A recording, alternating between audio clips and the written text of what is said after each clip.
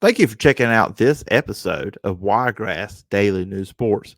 You can find the podcast over at wiregrassdailynews.com or wherever you get your podcasts. If you're on Apple Podcasts, please follow, rate, and review. Leave a review, and I will read it on a future edition of the show. And if you just leave 4 stars, you are just a straight up hater. You can follow me on social media over at PJordanSEC. You can email me at sportstalkphillipjordan at gmail.com. Welcome to Wiregrass Daily News Sports. This is your daily look at sports in the Wiregrass and the Southeast. Dothan Wolves on 96.9, the legend producer Phillip Jordan breaks the news, covers the games, and talks to experts in the Wiregrass and Southeast. And now, Phillip Jordan.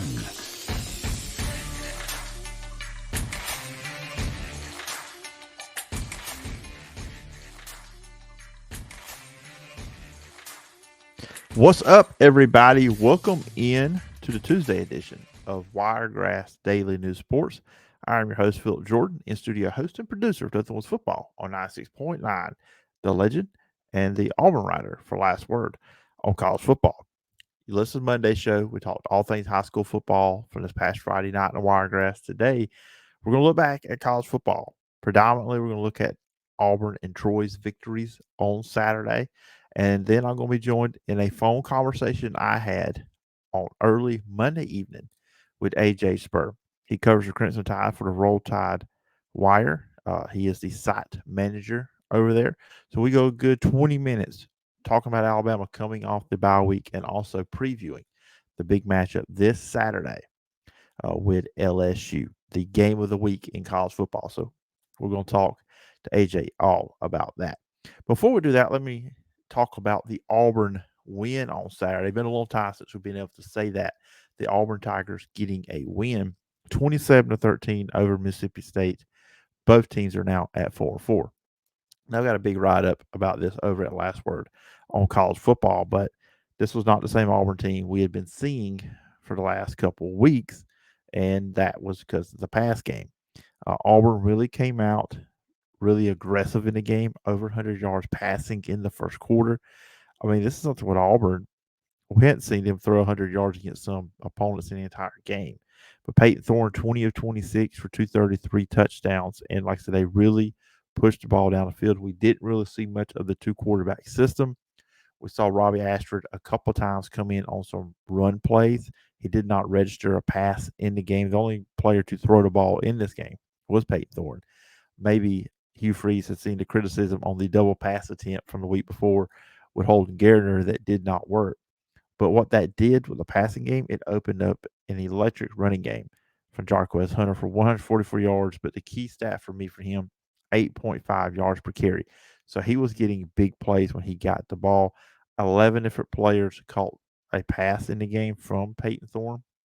And like I said, in the first half, Auburn very aggressive. They went with tempo. They really pushed the issue.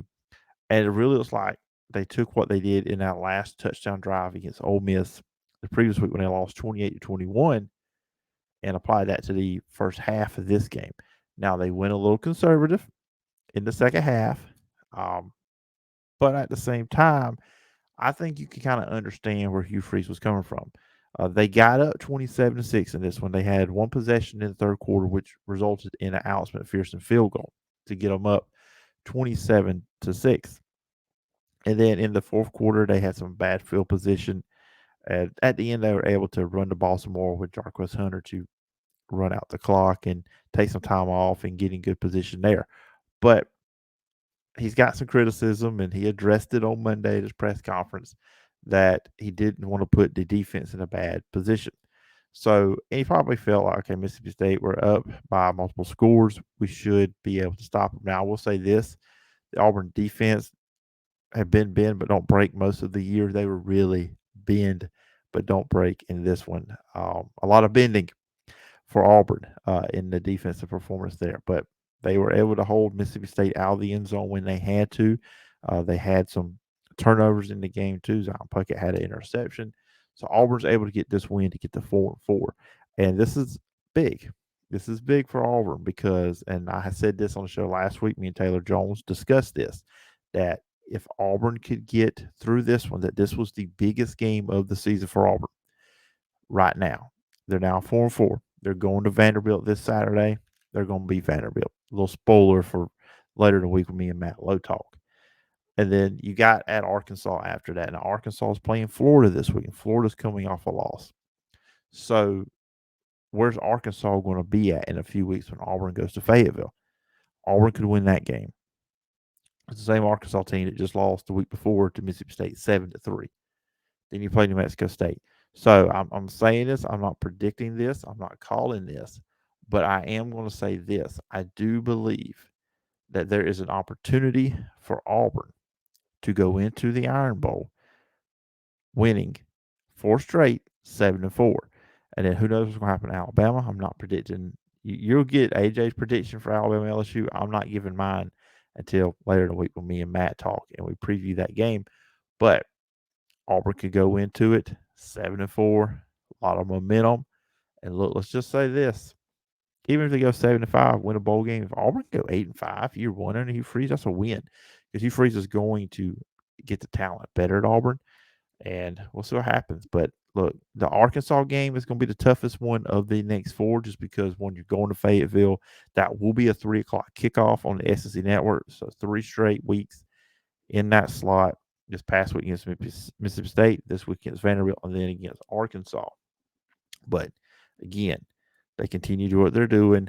Let Peyton Thorne run the offense, and he looked really good at quarterback. He was aggressive. He was not indecisive like he been at times. Got rid of the ball quickly too. That been an issue with him getting sacks because he just would hold on to the ball too long. So Auburn is I think they're in a good spot here to get some wins, get to 6 or 7 wins, get to a bowl game. I think with this win, they're going to bowl eligible. They're going to be bowl eligible because, like I said, they're going to beat Vanderbilt, and then you got New Mexico State. So that's 6. So the Arkansas game, big to get to that 7th win, then potentially 8. You get your bowl game. Who knows with the Iron Bowl? It's in Jordan Hare. Alabama was to lose to LSU. We'll see where they're at if they come in that game with 2 losses. Be interested in what Auburn can do there. Just real quickly around the rest of the SEC, South Carolina and Texas A&M. Texas A&M wins this one 30-17. South Carolina got some early pressure on Max Johnson in this game. They took a 7-0 lead, but then A&M would come back, go up 21-7 halftime, 2 touchdowns in the final 2 minutes of the first half. Amari Daniels with a 1-yard touchdown, and Anai Smith with a 42-yard touchdown reception from Max Johnson. That was Max Johnson's only touchdown pass in the game. Overall, he was 20 of 30 for 249. So, yes, they got some pressure on him early to South Carolina. South Carolina is not known for their defense this year, but they were able to come through and take that victory. But, South Carolina did make it close. At one point, make it 24-7. It never really felt like it was that close of a game at any point in the game. A&M gets 2 field goals and they put it away. And it's really, when you look at South Carolina, Spencer Rattler, and he doesn't really have a lot of players around him. Georgia took care of Florida 43-20. I thought maybe Florida could make this a game, and we are all wondering how would the Georgia offense look without Brock Bowers. It looked perfectly fine. Carson Beck was 19-28 for 315 and 2 touchdowns. Kind of wonder who's going to be that player that steps up. Well, we should have known. Ladd McConkey with 135 yards, 1 touchdown, and 6 receptions. Like I said, Florida came out. They jumped out 7-0 in this one. It was 10-7 Georgia. Then there's a turnover on downs play for Florida. I'm not going to describe the play. It's hard to describe, but I think it was a dumb decision. Go forward on 4th and 1. Should have punted the ball at midfield. Georgia was able to capitalize on that with Dejon Edwards going up for a 20-yard touchdown, 17-7. Then Graham Mertz next possession fumbles the ball. 4 plays later, Edwards again in the end zone, and a safety off a block punt, 26-7. And really, that just took the momentum out of it. Just that sequence, those few possession of plays were just things unraveled on Florida, and that's what happened with that one. And then kind of Georgia just pulled away. 40 didn't have a lot of margin for error. Georgia does, and now we know, okay, Georgia may be fine without Brock Bowers. They play Missouri this week, so that'd be an interesting game as well. That'd be 2:30 over on CBS. Tennessee beat Kentucky 33-27, so that puts Tennessee at 6-2, 5-3 for Kentucky. The run game for Tennessee was on point, and then for Kentucky, Devin Leary probably had his best game as a Wildcat so far, but the offense was there, defense was not And then after the 5-0 start, Kentucky has now lost 3 games in a row. And then Ole Miss took care of Vanderbilt 33-7 to go to 7-1. Vanderbilt is 2-7. Of course, Auburn will play Vanderbilt this Saturday. And then finally, we're going to jump into the Troy Trojans. And people say, where's Florida State at? They took care of Wake Forest. The ACC is just a mess. It looks like Louisville may be the next best team there. They beat Duke. They handily beat Duke on Saturday. And then Clemson gets their 4th loss of the year. They're now 4-4, get beat by NC State. And then North Carolina loses another game. They lose a shootout to Georgia Tech. So Florida State 41-16 over Wake Forest. And they look like they are the class of the ACC. And just, I guess, like I said, Louisville. It's Louisville, that team. Troy in the Sun Belt, they did beat Texas State 31-13. Kind of thought this would be a close game, interesting game. Like this would be a tricky game for Troy. Going on the road, going out to Texas. Of course, you got a short week coming up now against South Alabama. Well, South Alabama's got the same issues too. They lost by double digits to Lafayette. That be Louisiana. I do not want the people over there at Louisiana being mad. They are not known as Louisiana Lafayette. They're just called Louisiana. But anyways, Texas State comes out with the opening drive, scores really quickly, 8 plays, 84 yards. TJ Finley, former Auburn quarterback, to Ashton Hawkins on a 28-yard touchdown. So, Troy may have to get in a high-scoring game because Texas State moved the ball throughout this game. But they only kicked 2 more field goals the whole time. Gunnar Watson, big game, 26-40, 392, 3 touchdowns, his best performance of the year. You know, you can't say it's his best performance as a Trojan because we remember what he did in the Sun Belt Championship game, but it's one of his best performances. And Dothan product, Jabri Barber, 10 catches, 160, and 1 touchdown. So Troy continues their winning ways, and now they will go into a big matchup this weekend in South Alabama. And then they still have Louisiana on the schedule, but then you have Louisiana Monroe before that, and you close out with Southern Miss. So the 2 big ones right now, South Alabama and Louisiana. You win those, I think Troy's going to be hosting the Sun Belt Conference Championship game again. And we will have a preview for the Battle of the Belt and talk some Sun Belt football later in the week. David Schultz from Locked On Sun Belt will be joining me. So we'll take care of that later on in the week. Get you ready for that game that's coming on Thursday evening. All right, guys, we're going to take a quick little break, 1 minute, and then I'll be back with my phone conversation with AJ Spurr, who covers Alabama over at the Roll Tide Wire. I hope you enjoy it. We go a good 21, 22 minutes talking about Alabama and the upcoming matchup with LSU. The Dothan Wolves return to Riphew Stadium this Thursday night when they host Jag High School out of Montgomery. It will be the regular season finale before the Dothan Wolves get ready for the playoffs. Pre-game will start at 6:45. Kickoff is at 7. Jerry Coleman and Ken Lambert will be on the call, and me, Phillip Jordan, will be back at Studio Control, keeping you up to date on all the scores in the Wiregrass. And also make sure to check out the Jed Kennedy Coaches Show on Wednesday. Coach Kennedy will break down last week's win over Opelika and also preview the matchup with Jag High School on Thursday night. You can also check out the Jed Kennedy Coaches Show on the Wiregrass Daily News Sports podcast feed. You can check out the Dothan Wolves post-game show as a podcast on Friday morning right here on the Wiregrass Daily News podcast feed. Now back to the show. Everybody joining me on the show today, we're getting ready for the big Alabama LSU matchup in Tuscaloosa this Saturday night. And joining me is AJ Spurr. You can check him out over at Roll Tide Wire, where he is the site editor. That site is part of USA Today. And AJ, appreciate you coming back on the show. Thank you so much for having me back on. Once I got the text to come back on, I was like, wow, I must have done something right. So it's always fun to be back on with you. Yeah, you took up all the time talking. I rarely had to ask a question. You were the perfect guest last time. Well, I'll try my best to ramble today too for you. There you go. Hey, sometimes when you do this, you get a guest that just is giving you 1 or 2 words, and I'm like, okay, we're going to you're getting a little few more questions here today because we promised a certain amount of time, and you're not getting out of there this easy. Coaches are bad about that sometimes in the past. But anyways, so yeah, Alabama is coming off the bye week. Of course, the traditional bye week now with them and LSU when they're going into their matchup. They both had a week off, so there's no disadvantages or advantages there with that. Just Alabama 7-1. They're 5-0 in the SEC. Last time we talked was after the Ole Miss game when they won 24-10. Just what are your thoughts on just Alabama coming off that bye week and kind of where they're at now as we're in this last month of the season? Obviously everyone likes the bye week. It gives the players some rest, especially before a big-time matchup like LSU every single year. It gives the team 2 weeks to prepare rather than just one. So theoretically, on paper, you're looking at a rested team that's had an extra week to game plan. But when you're looking at this Alabama team, we're talking about a group of players that at the beginning of the season really lacked an identity. Sure, they won the week 1 game against Middle Tennessee. They fell hard against Texas. I say fall hard. That's by the Alabama standard, 10 points at home against a top 10 opponent. Now, every single week, they've managed to improve.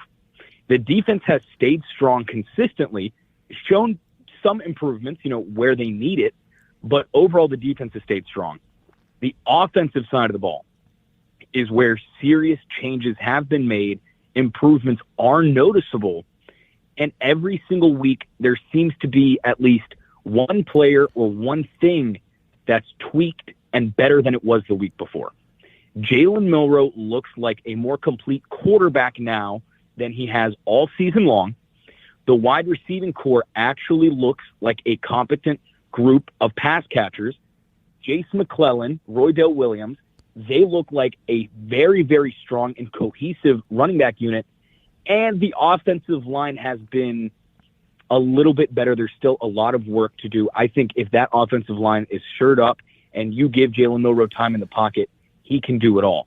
Now, that was a really long-winded answer to maybe the bye week can hurt Alabama. When you see such consistent improvement week in and week out, it's because every Saturday they're playing a game. They know what to expect. They know what they need to improve on. Whereas over these last 2 weeks, might there be rust? That could be something stupid to think about considering it's only 2 weeks. But when you've played most of the season already and you have this 1 week off, you don't want anybody to get lackadaisical. Not saying that this is a lazy team, but you have a rhythm, you have a routine. It kind of got messed up this week with the bye week. I don't think it's going to make too much of an issue, but with the bye week, you have to hope that this team has the mentality of other teams from the past in we have 2 weeks to game plan and prepare. Let's be rested. Let's get healthy. Let's get after LSU. Yeah, and looking at 2 of the previous matchups, I'm thinking about A&M and Tennessee. Kind of in some ways, kind of same story. They didn't play great in the first half, but they come out in the second half and just dominate. I mean, especially against Tennessee. I mean, the 2-play possession to open up the second half where they just kind of just took over that game. And that's got to be something, too, that's got to, a big thing with the Alabama team, like say against LSU, and we'll get into it, specifics with LSU in a minute, but the fact is they can make those adjustments at halftime and come out like it's a different team. Because I remember against A&M and Tennessee again, neither quarterback, Max Johnson or Joe Milton, had any time in the second half. What time they did have in the first half, they didn't have it in the second half. And that's one thing that's been impressive with Alabama's late, just the second half performances this team has been able to have. Look, we can talk about A&M and Tennessee and the second half adjustments, improvements that they made at halftime, but we can't talk about that without mentioning the near disaster against Arkansas. The Razorbacks of all teams to go off against this, what many people think is a very, very strong and complete Alabama defense. Alabama ended up winning that game by, a field goal. So it at the end of the day, in history books, it's just going to be a win. There's not an asterisk there that's, stating Alabama lost the second half. Now, looking to what happened at A&M and against Tennessee, there are a lot of fans and analysts that I see online, and sometimes I fall victim to this mentality as well of, this Alabama team lacks an identity. They can't play a full 4 quarters, 2 halves of solid college football. They can't, put away their opponents early in the game. Well, look at Arkansas. They thought they had them put away in the first half. They come back storming in quarters 3 and 4. When you look at A&M and you look at the Tennessee game, Those are perfect examples of what and I think a lot of others that follow this Alabama team love to see. What you're getting there is a first half of feeling things out. Maybe there's a game plan going into it that's not working on either side of the ball. At halftime, whatever goes on in the locker room goes on. When they come back out, we are looking at what appears to be a completely new football team. I, more than anybody else, probably give Tommy Rees more slack online. All right. Now, I have to give him credit where it's due, and that is if something's not working in the first half, he is able to take this offense, which, look, let's be honest, on paper, this isn't a, very, very strong offense, especially when compared to Alabama offenses of years past. Just look the last 5 years. He's able to take that, change things around, and put together a completely new game plan for the second half that just seems to work every single time.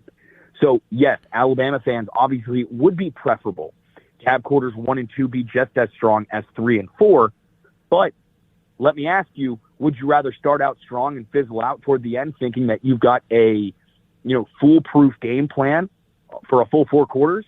Or would you rather maybe sweat a little bit quarters 1 and 2, but then have to face that adversity, knowing you have to switch things up, and then you can go into 3 and 4 knowing that the game plan you were able to put together, knowing what they've put on the field in that game is going to work, and you can walk away with a win.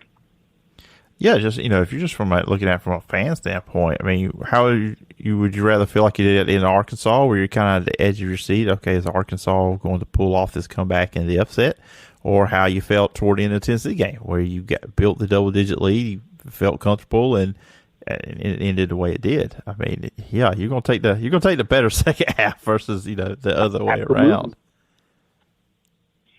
No, absolutely. There's no reason to be upset with the way Alabama's played some of these games, especially in the second half, other than, and I hate to say this, but it's true, other than just having been spoiled for the last, 5-6 years with some of the most electric offenses that the SEC has seen in recent history. Aside from the 2019 LSU team, which even then in 2019, Alabama had a rock-solid offense. I think now they have to get used to a different brand of football, and I don't know if it's here to stay or if it's just a placeholder for what the future holds. Yeah, it's going to be interesting. I've talked to people that are Alabama fans, kind of wonder what it will be. Is, like you said, is this the kind of new normal Alabama, or can they get back to, like you said, that more explosive offense? Explosive offense, though, that does transition into this Saturday night. Of course, for everybody out there, it's a 6:30 Central Time kickoff. CBS, Alabama is a 3-point favorite, 60.5 over/under. But this LSU offense, and I told people again that I know Alabama fans, look, Tennessee could have been up 21-0, and they didn't. That was Alabama's defense stepping up, forcing field goals. But you can't start off like that against this LSU team. I know you're at home, but we know Brian Kelly. He gets inside the 5, he's going to go for it anyways. And you've got Jaden Daniels. You've got a really solid running back in Logan Diggs, which is something LSU didn't have last year. And then you've got Malik Neighbors and Brian Thomas on the outside. When you look at this matchup for Alabama going up against LSU, particularly against this LSU offense, what's going to be the keys for you? It's having a balanced defense, in all honesty. Look, Daniels is an exceptional quarterback, not just in the passing game, but he's able to use his legs as well. I look back to 2 weeks ago, or I guess going on 3 weeks ago now, skipping the Army game, when LSU took on Auburn, Daniels throwing 325 yards, 3 touchdowns, a single interception, 20 completions on 27 attempts. That alone is impressive. Then he also had 11 carries of his own for 93 yards. I mean, that's an impressive stat line, if you ask me. I'm not sure if, there's too many other quarterbacks, not just in the SEC, but in the nation, that are going to be mimicking that kind of stat line. And Auburn's a worthy opponent. We were talking about them before the show. This is a team that's exceeding expectations, and Jaden Daniels made it look easy going against this Auburn defense. as for Alabama and what Alabama's defense needs to do, it's simple and it's be balanced. You can't put all your eggs in one basket here, trying to, defend too much in the passing game, looking too far into the run game, trying to keep Daniels in the pocket. What you have to do is be malleable. And that's what I just got through saying about the halftime adjustments. This team needs to be willing to change on the fly. And I guarantee you LSU has a lot in store for this game to throw Alabama off, but staying on your toes and not committed to one single game plan is going to be the key for this defense to stay alive against a very potent and quality LSU offense. Yeah, and I think LSU is probably the best offense in college football. I know for a couple weeks ago, I said, well, what if USC and LSU played? Well, I trust Jaden Daniels a little bit more with the ball. I can't believe I'm saying this, AJ. I trust him with the ball more than I do Caleb Williams. This is what we've seen Caleb Williams here lately. And it's amazing the development of Jaden Daniels, too, because this was a guy I thought beginning of last season, he was a one-read-and-run quarterback. Like, okay, the first guy's not open, I'm going to take off. He has progressed and he has developed, and that's one thing, too, that makes him dangerous. Absolutely, and this is a team that, look, I know they're ranked top 15, all right? I know they have 2 losses on the season, but this is a great I'll say great. This isn't just a good football team. I'd say this is a great football team, disguised as a 2-loss, maybe a New Year's Six bowl contender. All right. And I know Alabama with Nick Saban at the helm doesn't feed into rat poison all too much. But when you're just looking at box scores and records in the standings, LSU doesn't really stand out like crazy. Right? Obviously, they're behind Ole Miss and Alabama in the SEC West. This could be I don't want to call it a trap game because it's LSU. It's still a rivalry. They're still a great football team. But anybody that says, well, they've got 2 losses this season, LSU is not the same LSU that beat Alabama last season or in 2019. Listen, they very well could. This is an offense, and we can get talking about the defense here in a second, but this is an offense that alone can win and has won them football games. Yeah, they have. I mean, and it wasn't the offense that lost the game against Ole Miss. Just talking about that defense. I mean, LSU, and I've said this before, I went into this season looking at the LSU defense. The secondary was a big question mark for me. But I didn't expect them to be this bad defensively. I mean, and again, I'll say this: there's no excuse for an LSU defense to be this bad, especially when it's got Harold Perkins on it. But they're 12th in the SEC in overall defense. They're giving up 239 yards through the air, 157 on the ground, almost 27 points per game. So obviously, you look at it and say, okay, Alabama's receivers should have a big day. Jalen Milroe should have a big day. The run game should have a big day. But just kind of like for you, what do you see within that matchup of the Alabama offense versus the LSU defense? And this is going to sound so cliche, and I'm sorry I'm not giving you an uber analytical answer here with stats and percentages and decimals. The answer here is whether or not Alabama is going to be able to put points on the board. All right. And let me, before everybody changes the station and, gets tired of hearing me just run in circles. Listen, this LSU offense is great, and Alabama's defense is going to have to step up to stop them. But Alabama's offense is going to have to put so many points on the board if Alabama's defense can't stop the LSU offense. This could turn into an all-out offensive showdown between a proven strong LSU offense versus a relatively unknown, without an identity, Crimson Tide offense. If Jalen Milroe and the rest of this offense is going to have a game to prove to the College Football Playoff Committee that they do belong and that they are better than the, few one-loss teams ahead of them currently in the AP rankings, they're going to have to put over 40 points on the board. All right. Look at this LSU defense and who they have let score some serious points. I mean, Phil, look, a few weeks ago, you mentioned Arkansas. They won against Arkansas by 3 points. They let This Arkansas team scored 31 points on them. Mm-hmm. Right? Ole Miss, Lane Kiffin led, strong offense. I get it. But 55 points is serious, no matter who you're playing. All right? If you're an SEC defense, especially a top 15 ranked team defense, all right, allowing 55 points is wild. 39 points against Missouri. All right? Even Auburn putting up nearly 20 points. If Alabama's defense struggles even the slightest bit, you know that Tigers defense is going to be taking advantage of it, which means Alabama is going to have to do everything they can, and I'm thinking it's going to be Jalen Milroe air raid day in Tuscaloosa this Saturday. This has to be not just a win, this has to be a statement win, and the defense has already proven to the rest of the nation they're here. All right, they can tussle with the best of them. It's the offense that's holding this team back, not necessarily in terms of losing games, but in terms of giving people a reason to question this Alabama team. So I think they use this as a game to go guns blazing and try to match what this LSU offense has been able to do all season long against a rather weak LSU defense. You know, and this game does, we're talking about the offenses here, but this game does feature two of the better pass rushers in college football.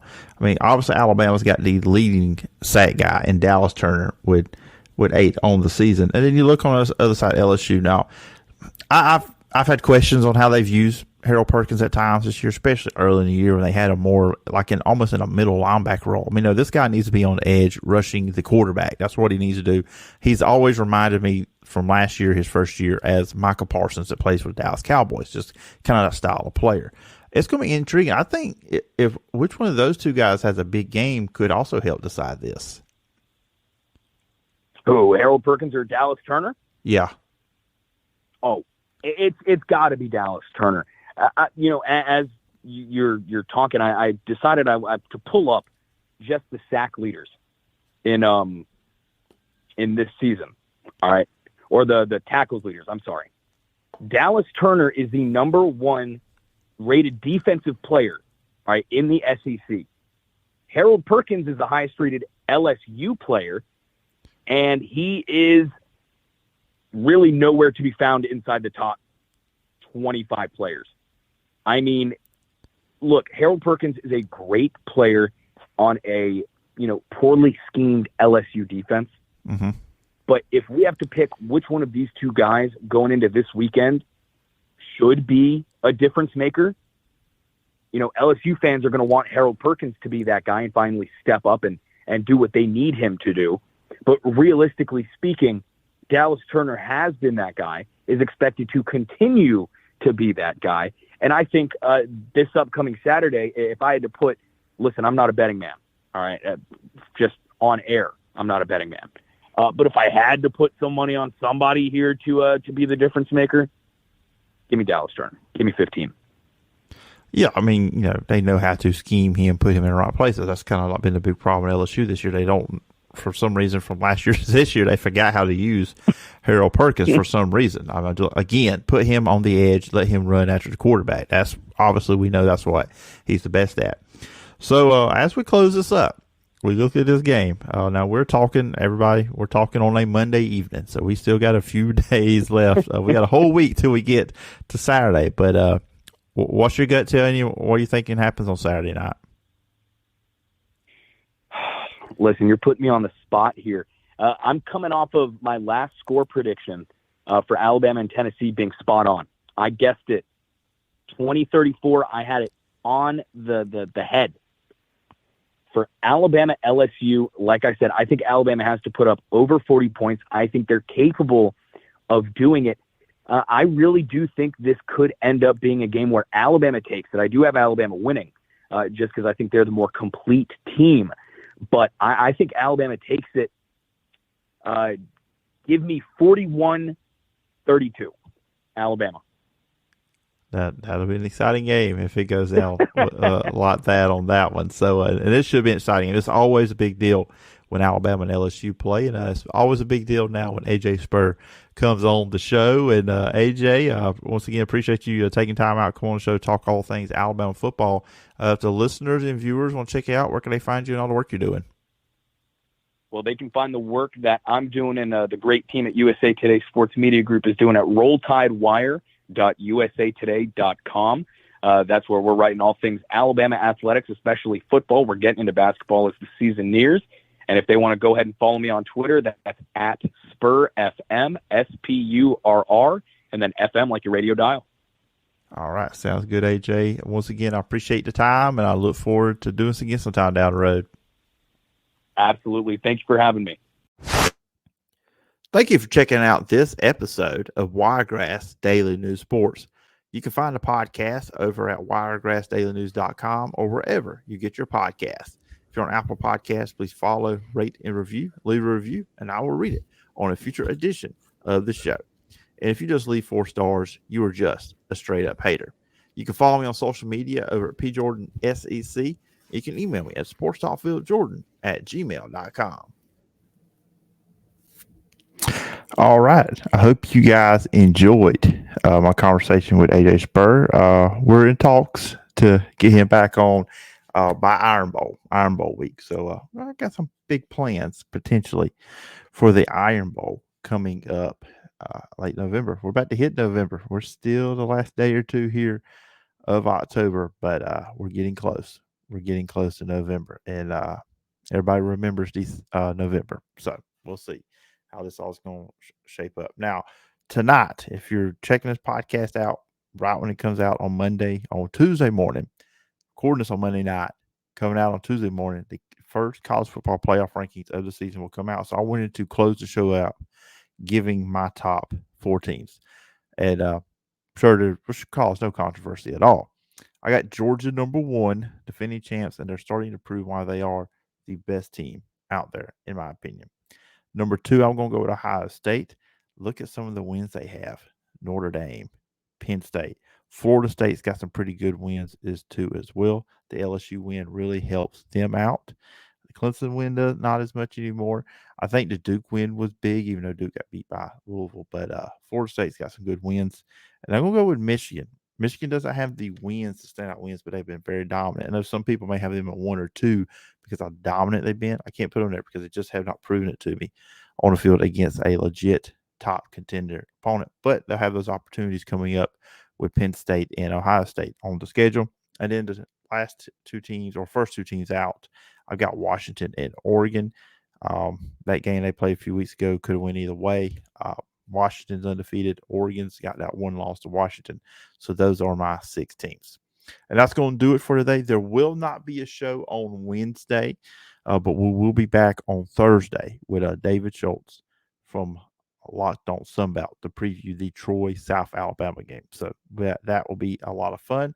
Remember, you can follow me on social media at PJordanSEC and follow the podcast at wiregrassdailynews.com or wherever you get your podcast. And also, you can email me at sports.phillipjordan@gmail.com. Hope everybody has a great Tuesday and Wednesday. And I will talk to you on Thursday. Bye-bye. Thank you for tuning in to today's Wiregrass Daily News Sports. Make sure to tune back in tomorrow for more of the sports you love in the Wiregrass. Check out the podcast at wiregrassdailynews.com or wherever you get your podcasts. Continue the conversation and connect with Phillip on social media at PJordanSEC.